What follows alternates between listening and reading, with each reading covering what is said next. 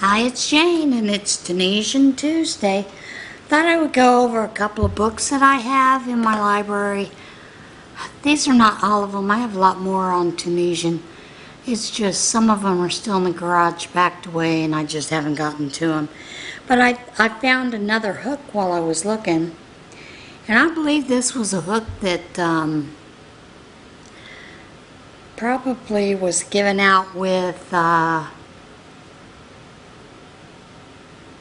Nick Crate at one time. It's a J hook. It's a flexible hook and has a stopper on the end.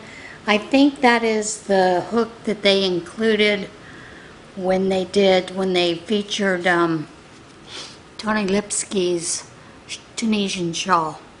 So now this first book I'm going to show you, it's not actually Tunisian, but they do have a Tunisian stitch dictionary that is a lot like this book. It's small, it's portable, it's great to have. That's the one that I can't find, and what's funny is I've used that for a lot of my stitches. So who knows where I put it? Someplace safe, I'm sure. You know how that goes. The book that I was talking about was Angela Arnie Grabowski, and that is this book. And it's the Encyclopedia of Tunisian Crochet. You often can find this on thrift books for a pretty good price. And it's spiral bound. And the way that she does with teaching the stitches, they're all black and white photos. Very nice photos. She shows you the inside, the back, all of that. And then when she gets into some of the other stitches, she uses these type of markers to show you where to put your hook when you are going into the stitch. It's really nice. It's a nice book. It's one that I will probably never get rid of. I'll probably die with it. But that is one of the Tunisian samplers that she had done with that. And so it's just, there's a lot of tips and tricks in here. She has a lot of different projects that you can see. The color ones. This blanket is gorgeous.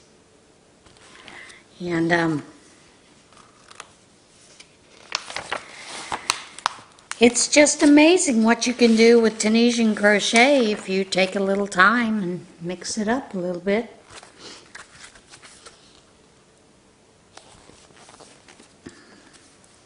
Play with the stitches, learn them. And of course, you know, you can always do something like this, which some of these are actual, you do the Afghan stitch, which is just Tunisian simple stitch, and you use the color charts, but then when you go to put in these designs, you do it like cross stitch. Some of them are actually worked by using bobbins, which is, oh my God, it's a lot of work, especially when you need to learn how to cross the yarn so that you don't have a big gaping hole. But yeah, some actually stunning pieces can be made with Tunisian crochet. This is my all-time favorite book. I look at it a lot. She gives you, there are 400 stitches in this book with over 500 photos is what she says. She actually teaches you a little bit about the purl stitches, those kind of things, and the issues you have with them, and kind of gives you an idea of how to work that out. And then, of course, Leisure Arts has this lovely little book called Learn Tunisian Crochet. It has scarves. If I remember correctly, it has scarves. It has a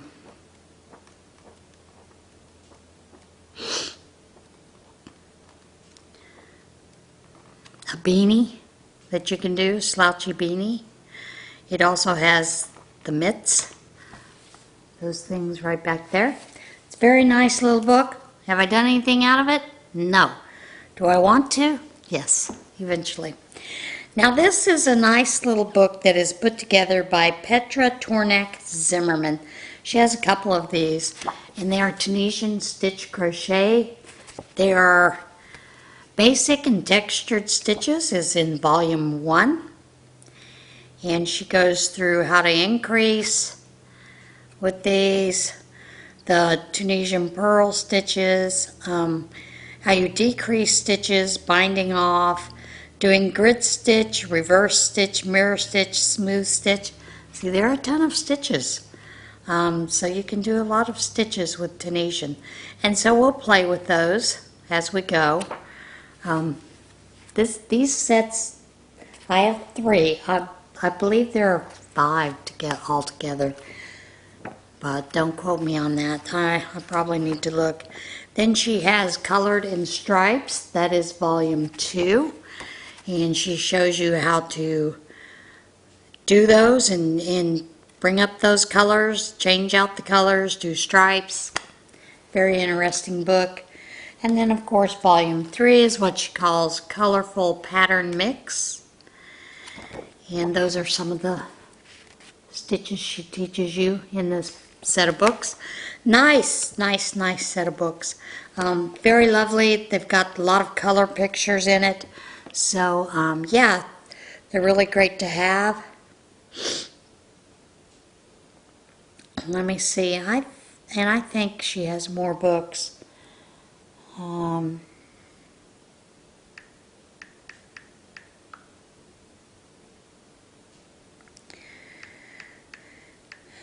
About Tunisian.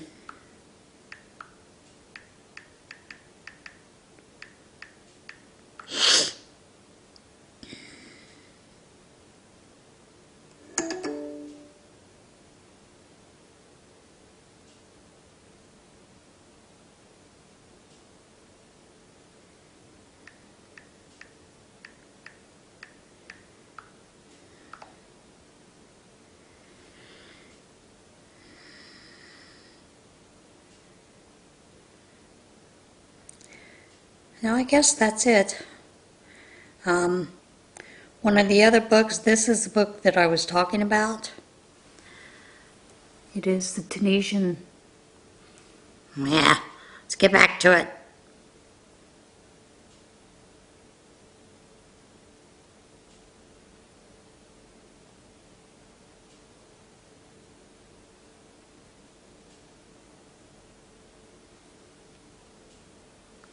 It is the Tunisian Stitch Guidebook.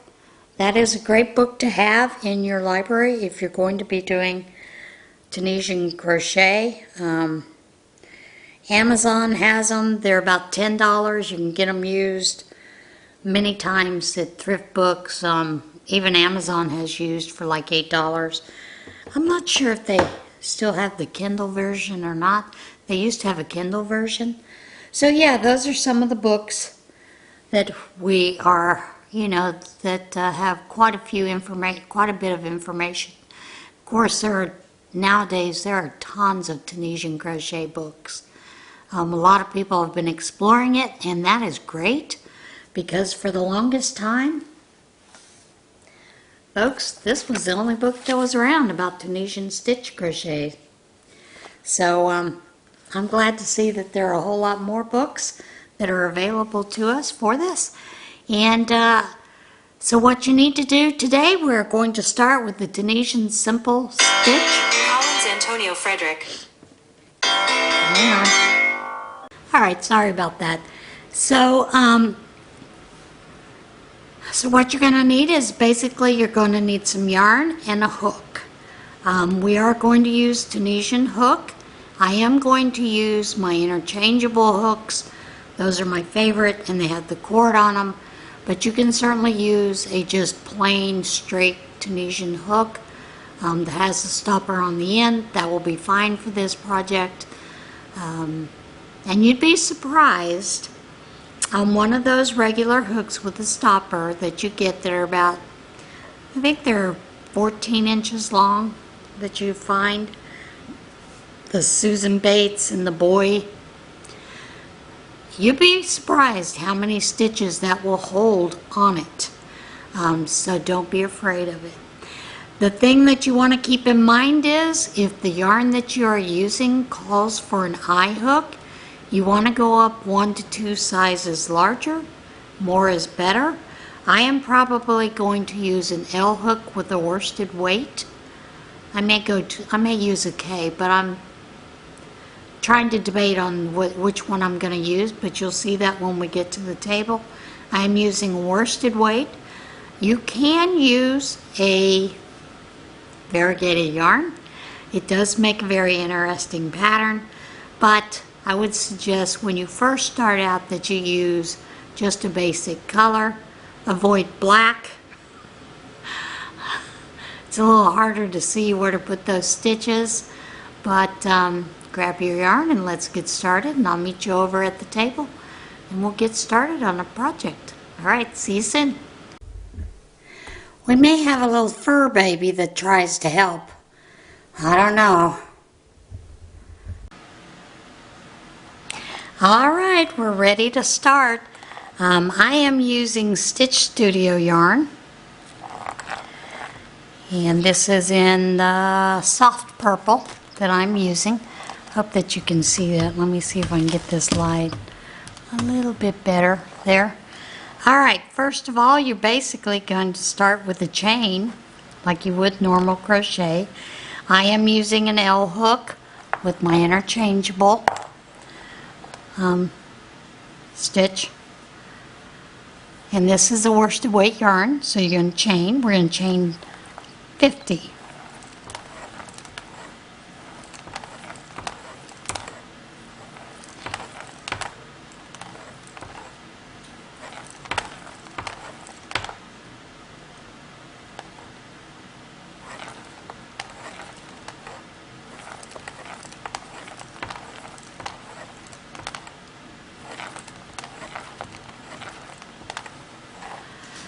Boy, talk about noisy, hitting that wood, isn't it?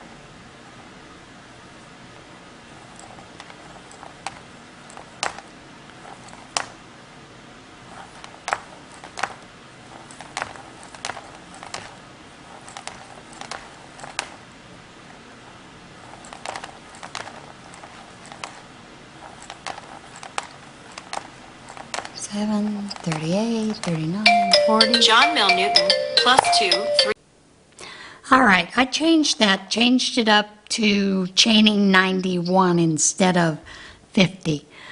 Because I've remembered I told you we were going to make a blanket. So we're going to use this basically as a sampler to try out new stitches. Now, first of all, when you are going in to pick up stitches, this is what is called a forward pass. You're going to use your chain. You can either use this to pick up. I'm going to use the back loop. But you're basically going to go in to your second stitch right here. You're going to go in, pull up a loop, and leave it on your hook. Then you'll go in and pick up the next. You're going to do that all the way down your chain. Now, if you have a long hook, yes, it will hold the 91 stitches easily.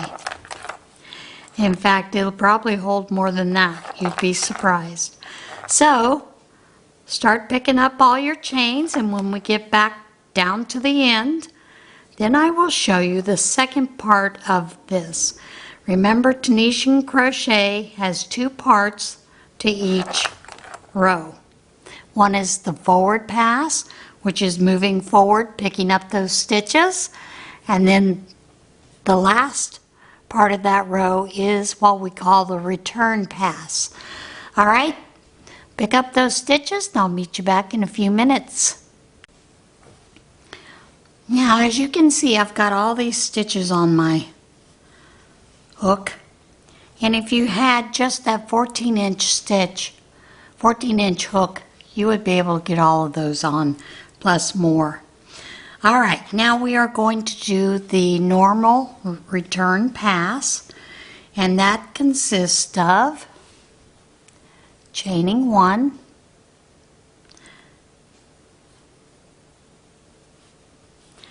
then chaining 1, going through, yarn over, not chaining 1. Go through 1, yarn over, go through 2, yarn over, go through 2, and you're going to continue that all the way across.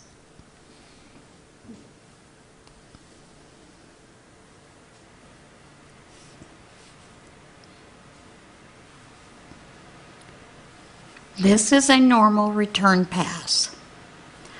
Sometimes you will have different return passes, but this is what is, when you see it says RETPSS or return pass, RETPASS, that's what your pattern is telling you to do, is a normal return pass.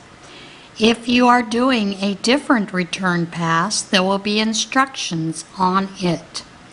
I have seen some patterns where they just chain 1 and then they yarn over and they draw through 2 all the way across. So it's just going to depend on your pattern designer, on what they want you to do and the way that they are looking for it. Now, you will notice when you do your first couple of rows that your Tunisian crochet work is going to curl. So, and there are ways to stop it. Generally, one of the first things they tell you is to go up hook size, or 2 or 3 if you can, or whatever yarn you're using. And you could certainly do that, and it would work fine.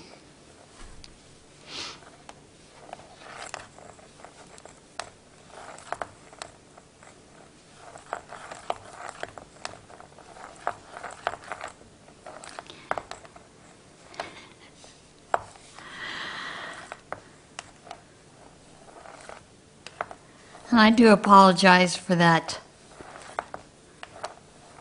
stopper hitting the table, but it is what it is.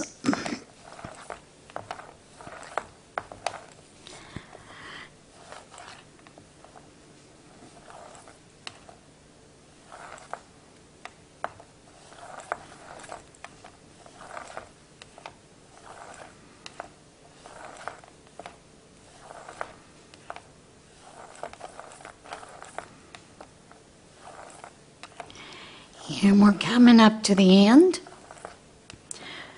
and you will pull through and you will have one hook, one loop on your hook. This you will keep on your loop, your hook. Now, we are going to start the forward pass again. You're going to skip this stitch because it would just undo it. You'll go into the next stitch. This is Tunisian simple stitch. You're going to go through here, yarn over, pull up a loop, leave it on your hook. You're going to do the same thing all the way across, picking up all those loops again. This is the forward pass for your second row. Now, I am going to continue. You continue working, and when we get to the end, I will show you what happens at the end. That very last stitch is a little different the way you pick it up. All right, we're to that last stitch again. We're actually going to go through the last stitch here, and then we will pick up the other part of the chain. So you're going to pick up those 2 stitches right in there. See that? Then you'll yarn over and pull up. Again, you'll chain 1. Chain 1, go through 2. Oops. Go through 1. I've got something going on here a little different. Sorry, folks. Messed that up. You're going to go through that first, that last. I've got one more loop to pick up. Didn't see it there. You're going to go through those last two right there. Yarn over, pick up. Chain 1, yarn over, go through 2, go through 2. You're now doing your return pass like normal. If you are a tight crocheter, you might want to practice doing this with a very loose tension. As you see, I'm a loose crocheter, but with Tunisian, looser is a little bit better than if you are a tight crocheter. Now, can you see how that is curling up? That is something that is normal in Tunisian crochet. But we'll get through, I'll show you some things that you can do to stop that curl later on. One of those are doing some other stitches like a purl stitch or a reverse Tunisian stitch. But for now, we're just going to practice Tunisian simple stitch. Now, I am going to work quite a few rows and then I will catch up with you in a bit. You can work as many rows as you want. You do not have to do the whole 91 stitches like I did. You can do less if you want to make it a scarf, or if you want to make it a wrap, do less. Basically a rectangle wrap with just different stitches along as you go. Don't be afraid to change it up. Just because I'm doing a baby blanket doesn't mean you have to. However, it will give you lots of practice with these stitches. Now, I am probably going to do anywhere from 10 to 15 rows of Tunisian simple stitch. I will do a couple more rows of this, and I will show you what it looks like as you build a little bit further in a few minutes. All right, be back in a few. I did want to show you something here. As you can see, it's really curling up, and it's going to. But I wanted to show you here on these last stitches. For all of these other rows previous,